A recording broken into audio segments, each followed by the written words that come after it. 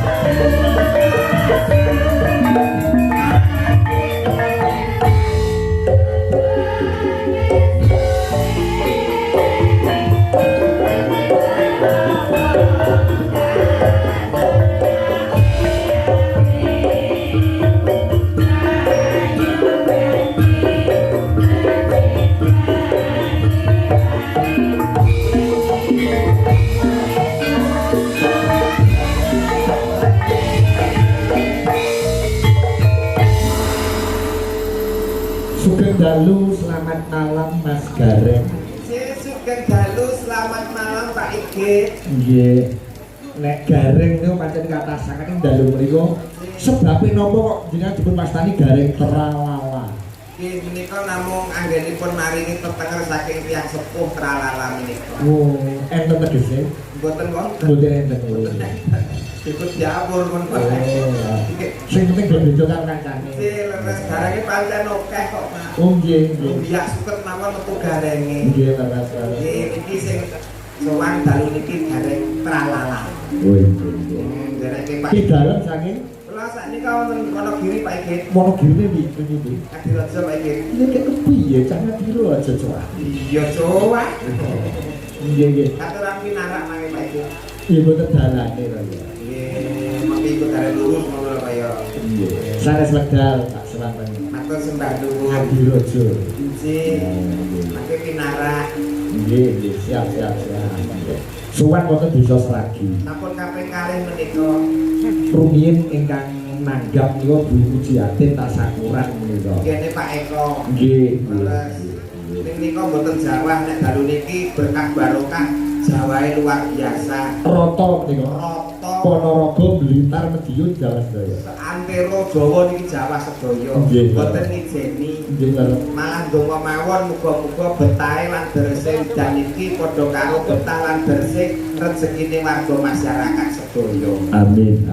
Iki berkah utawi deres lan betahe rezekine Pak Igit sak rombongan. Amin. Ya Rabbal Alamin. Siji gawe loro gawe uga memperingati hari jadi desa yang ke-352. Oh, ngoten Bapak. Nggih. Dadi niki bersih desa utawi menteri desa sisan kalian Pengetan hari jadi desa. pengetan hari jadi ingkang 352. Dua. Kok mboten dhewe-dhewe acarane ya, Pak? Yo ben ngire. Nggih mboten ngirit. Niku tegese dibarengke nek cara nggen kula menika nyewu ngiras ngijing.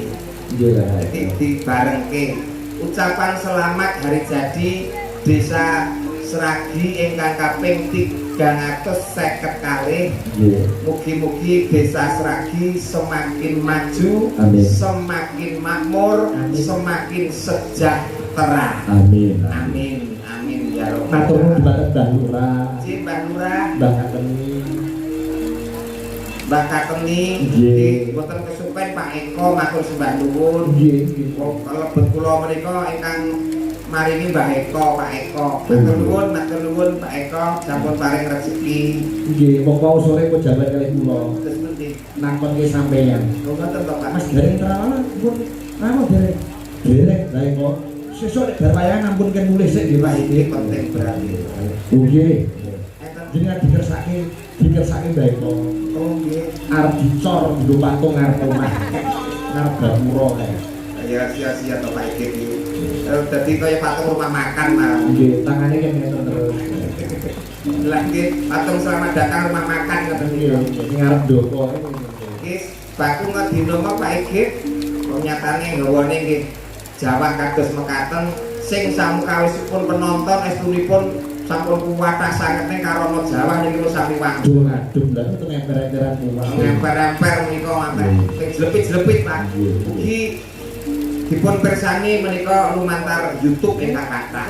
Kuatah sangat banget lho pamerane ile rakyat ngene. Pun kamera YouTube, TikTok napa pun hebat sedaya niki live streaming siaran langsung Pak Sigit wonten ing Sragi Ponorogo. Nggih. Pinaringan ayom-ayom tentrem sedayanipun warga masyarakat tebih saking sedaya bodho pangencana caket kabagyan kamulyan manggih kesaen kang sarwa keleresan nggih Pak Igi. Sedaya pinaringan rezeki ingkang kathah berkah barokah lan melimpah. Warga masyarakat Sragi sayanipun pinaringan slamet donya lan akhiratipun. Amin. Ten Pak Igi. Dengaran kok lunyu lambemu kok lancar lemongan. Udanan. Pak. Udanan. Mboten ijen. Mboten ijen. Wonten Mbak Lucy. Mbak Lucy kalian Mbak Tatin Titot. Nggih. Mbak Lucy rumiyin ingkang. Oh, ngaten. Nggih. Monggo. Jumeneng mriki Mbak Lucy. Aja ninggal aku trimo bonceng.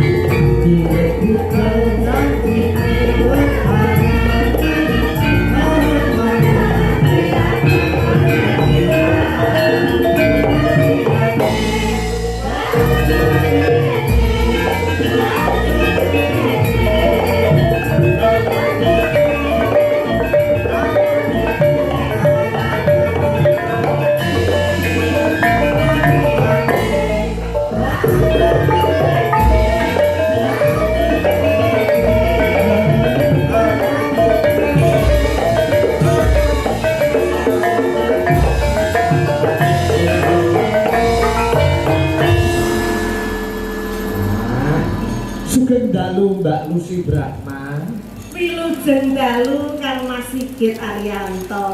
nggih pripun kabaripun? Alhamdulillah kantuk pangestu panjenengan sak kanca tambah sehat seger waras. Alhamdulillah. Semanten ugi panjenengan lagi pinaringan sehat sedaya. Panjenenganipun Mbak Lucy Brahma kula sak kanca cakran ingkang sih bagas waras tegak sentosa. Sowan wonten mriki sampun kaping kalih bali kalian dulur lanang Mas Eko. Mboten kathah kang Mas Murah. Nggih. Saha bapa-bapa sedaya para sponsor dalu niki. Ingkang sampun kersa ngamalaken rezekinipun kagem desa Sragi. Matur sembah nuwun ugi kula aturaken.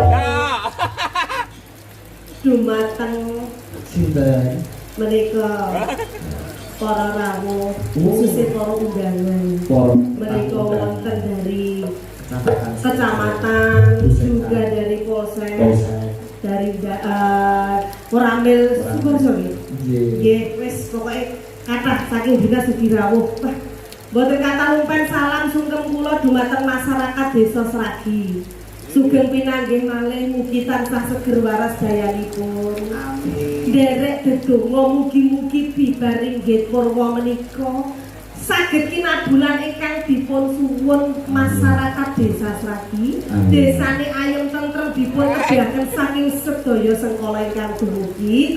Desane tambah maju. Para perangkate khususnya Pak Lurah lan kanca-kanca perangkat tansah diparingi kelancaran lan kesehatan. Dumateng Budewan Mas Eko wis pokoke matur suwun yang tak terhingga. Lantaran dionya kita dilidir saged sowan mriki. Ya Iki kok koyo mati apa ngono rek kok. Ketika Mbak Lucy ora disawang iman-iman lho Pak Igit ngeten iki. Lah kok iman-iman piye? Madhep mriku wae bokonge. Pak, sugeng karo Pak Igit. Pepanggihan malih wonten Sragi Pak Igit. Ya ampun, bokonge Pak Igit. Piye? Gede sisih. Kowe ngani Mbak Lucy cacat berarti. Mboten cacat. Kok mau gede sisih? Kok nek gede sisih iki cacat. Cacat. Jadi kok kudune bapak timbang. Iwatane padha kabeh, ora gede sisih. Mbok menawa di anu mbok ngaca, wong ki lek arep alok ki ya ngaca. Garwane ning omah ki kaya ngopo? Pomot padha-padha wedi kowe. Didelok ning YouTube wedi kowe. Bojomu lek gedine ya sak cakro. Iya ya. Bojone gawe gede, Mbak. Alah. Jenengan riko lho mboten percaya. Piye? Assalamualaikum tatak-tatak, Pak. Heeh. Mas gareng wonten jero iki dasteran. Heeh. Ngene mlakune. Piye mlakune? Plak. Ngono kuwi. Kok ana oplok-oplok apa ana sing keplok dhewe? Lah juga itu wedi kok. Bojoku lek obah ono plok-plok. Bojoku lagi sikatane muni plok-plok. Kaya iya. Genat. Hah? Genat. Genep ra genep piye? Iki kae sing gak kae Dope mati sisih. Ora tak tambake tak benake. Ora enek bojo kok dok mati sisih. Ngarani bojoku PC ngono to. Ora bojone Mas Gareng iki piye ngedrap ya. Lho, masih sing wis PC. Aku rono. Kuwi bojone Mas Gareng piye kowe nyambut tamu. Mesem terus. Mas Gareng konten iki mesem terus. Aku rono. Pak iki lho saksine. Guyu, bojoku kowe guyu terus gendeng Pak. Amin. Amin. Bojoku guyu ae. Apa nambah tenan. Jebule wedi karo bojone. Lah Pak Apa kuwi? Jabulane wedi karo bojone. bojo kula nek nesu mekrok lho Pak. Apa nih? Oke lemune kok pendang dino kula ganti dongkel Pak ngerno bunga omah nglawangi sesak kok Pak. Dalu niki sing rawuh niku luar biasa pokok niku youtuber dari manapun ada, baik dari Facebook, TikTok, YouTube, elok apa lewat media massa. Jadi ngeten Pak Igit, nadyanto wonten lokasi kahanane Jawa sing nonton mboten kados wingi, ning ingkang wonten YouTube menika melimpah penonton Pak. Tegese warga masyarakat Sragi ugi memberikan yang namanya hiburan untuk yang di luar sana melalui channel YouTube, TikTok dan lain-lain. Nggih, kan wonten segi channel sudah 2.400. Loh, 2.400. Itu baru segi channel dari channel Mbak Lucy. Nah, channel Lucy. Itu ya. Itu 7.000. Susuk telu.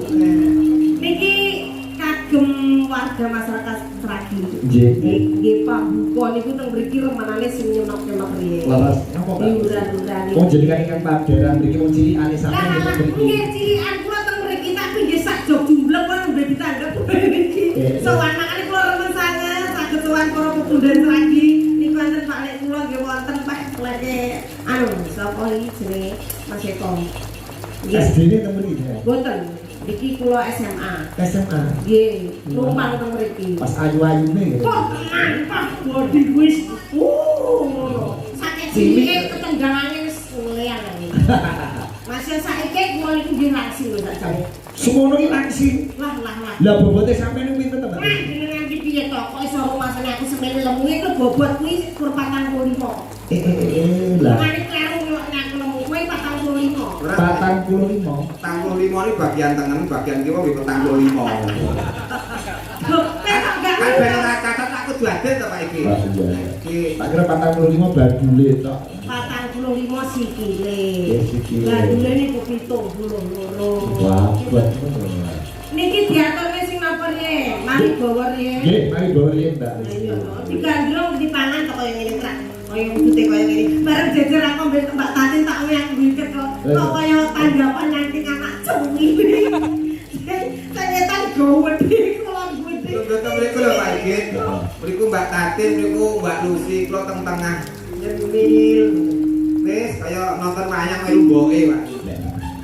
Nggih, sebangun dirawi Pak Isnani SPD anggota DPRD fraksi Nasdem. Matur nuwun Pak Is. Nika Budewan Dirawu. Budewan, terima kasih rawuhipun. Jadi niki lho, seorang wakil rakyat yang benar-benar menyatu dengan masyarakat. Jadi eling budaya saka masyarakat, sedaya juga untuk masyarakat. Seperti ini mengambil banyak beliau. Jadi masyarakatnya duwe gaya apa, syukuran apa, tetap beliau menyempatkan diri untuk rawuh. Zaman kula sik sekolah masih Git, mriki niku banjir setiap hari banjir dan jalannya itu luar biasa. Berkat dewan-dewan berasal dari Sragi terutama Bu Eko dan beliau Pak Isnaini Sedoyo niku wah dalane mulus. Alhamdulillah. Mulus setiap tahun pasti banjir. Alhamdulillah. Mbak Lurah gitu, betul. Mbak Lurah yo Jek. Asmane Mbak Lurah yo sapa Nak? Mbak Sopo. Mbak Kateni. Mas Ngateni. Oh, Pak Kateni. Apa tegese Ngateni piye Nak? Tegese Kateni. Kateni apa sapa Kateni. Iya, Kateni apa tegese? Kateni. Kateni. Karep lan tekade mung sawiji arep makmurke masyarakate. Tegese hidupnya didedikasikan untuk membangun masyarakatnya.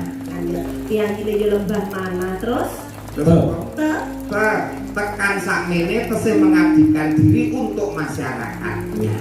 Jadi ora ana kesele, ora ana libure.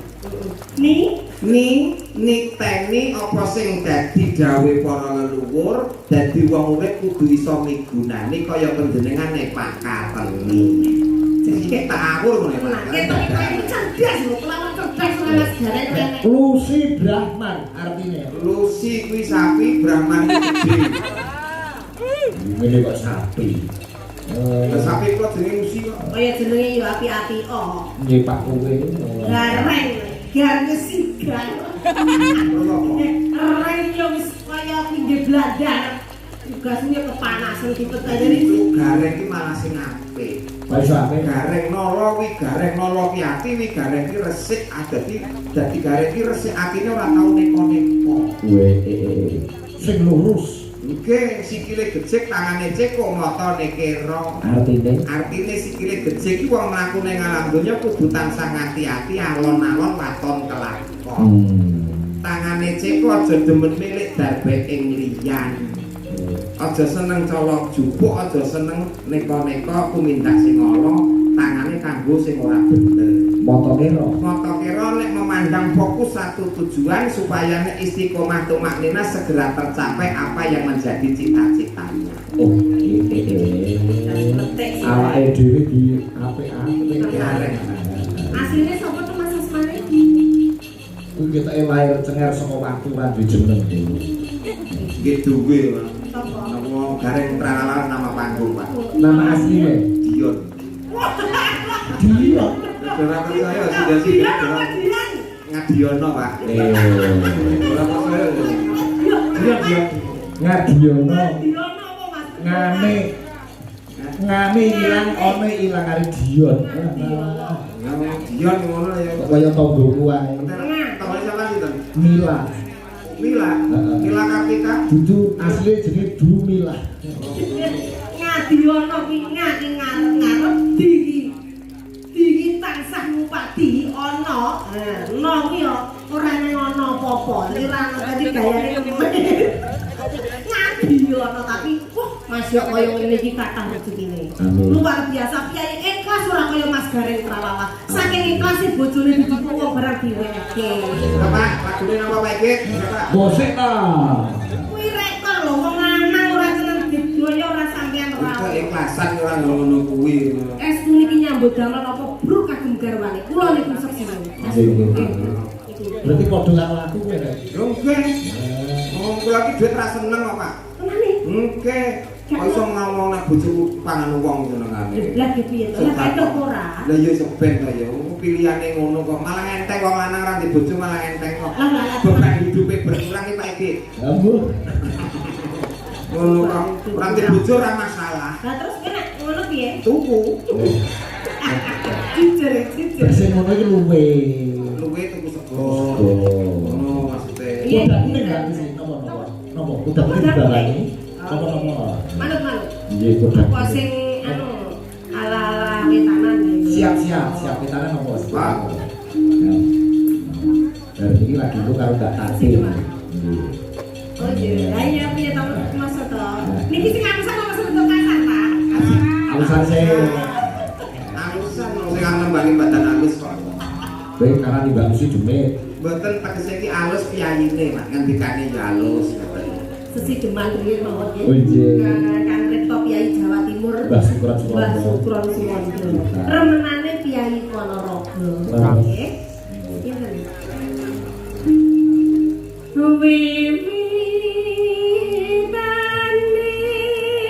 Kurang dulu gak? Mboten. Pak. Iku nek kurang dhuwur gareng di guru ganjel kancane. Balik nek, kowe kan gandrung to? Heeh. Sesi depan kan cinta sing delik-delikan. Nggih. Wewi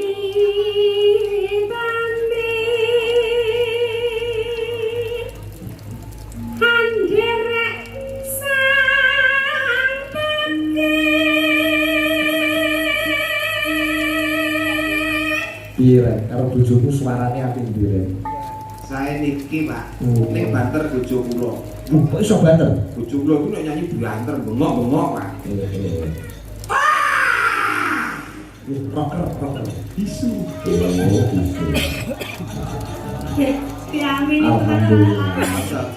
Alhamdulillah ini bumi wingi.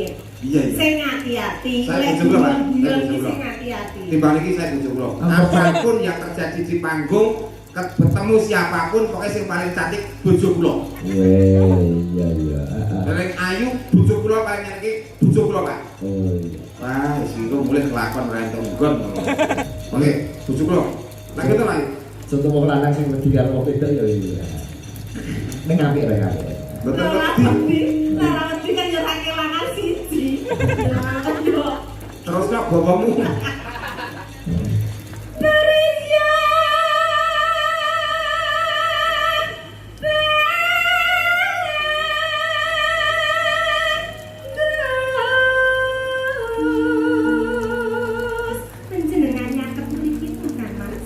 wong asu.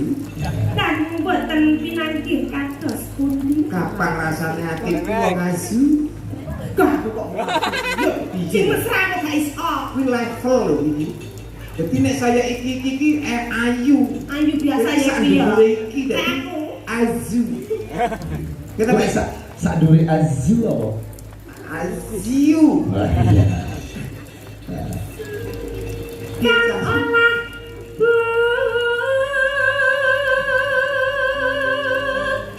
daya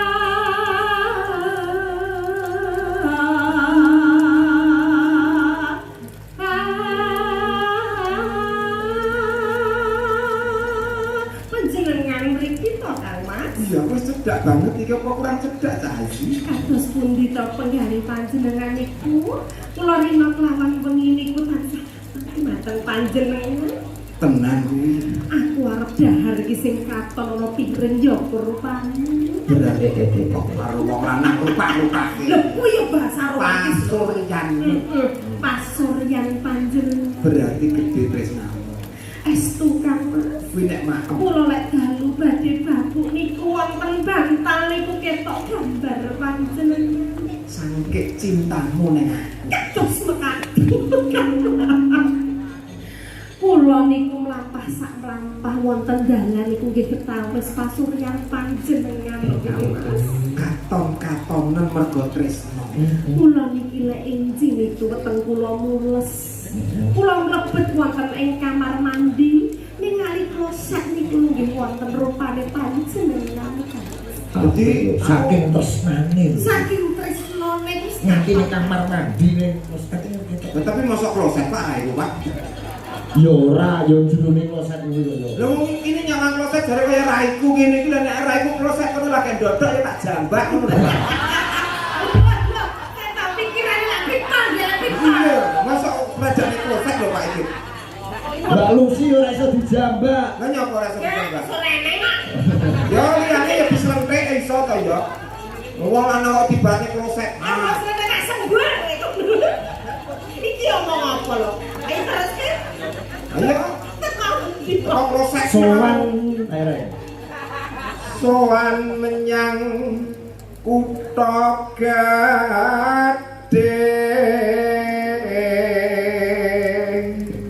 Panjenengan persani kala kok wonten lintang kalian rembulan. Panjenengan boten pengen mudhun. Oh, kena jakate mendung udan kok PC nih Pak Dewi. Iya. Dibangun karo sing ayu-ayu kuwi. Iya. Masa ketemu Mbak Tatin karo aku siyo-siyo. Iya ayo. Lintang karo bulan kae. Nika lho Kang. Iya. Jenengan pendekatan. Nanti kan jenengan tresno kalian kula. Terus sih. Terus. Kowe dibatik Mbak Lucy modian. Tapi niki mesti lho lek kula rayu niku nyepelekke. Kali kula niku kadake mboten tak srep. Oh. Gak iso romantis. Oleh karo wedok rasa romantis Pak. Sebabe. Yo orang di jiwa romantis. Nek karo lanang. Amin. Ora. Wong sing tak seneng yo gorin kae tok Pak ya.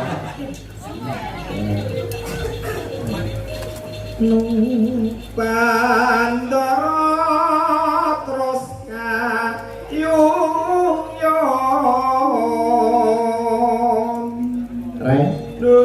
jebule iso nyuwara. Iya lah.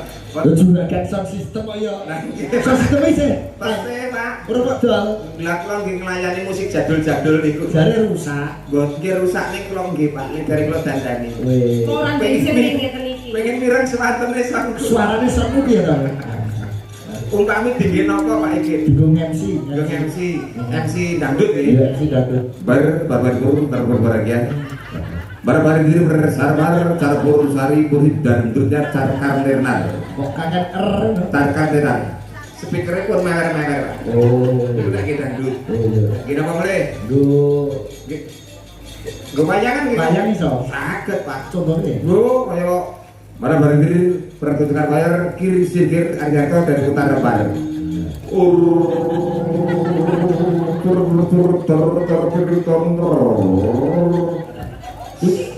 Layak kok murah payu. Payu Pak. Sing nanggap sapa? Gue RT. GRT. Perkumpulan RT. Liyane. Di bawah tadi dia penak Pak. Iya to. Iya contohnya. Serentar biru. Karena terakhir ukir. Aja ora nusan kuwi, nusan ku malah ketularan lho.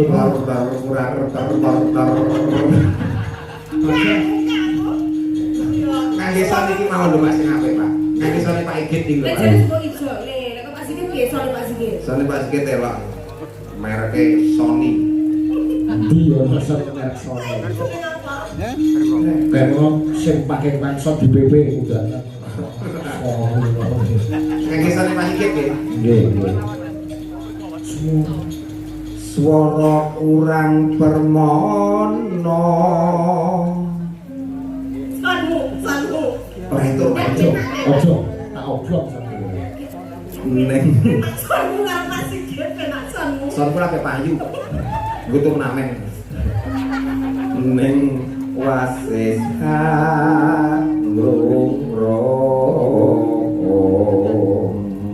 Wong tanggapan son genset kamen jeblok, kejane solarmu ki apa? Solare rokok. Son kula niku Kene iki jajane rusak. Tunggu wis kleru. Nyewa rusak. Kuwi iki tak kei 0 kilo padane. Lah iya.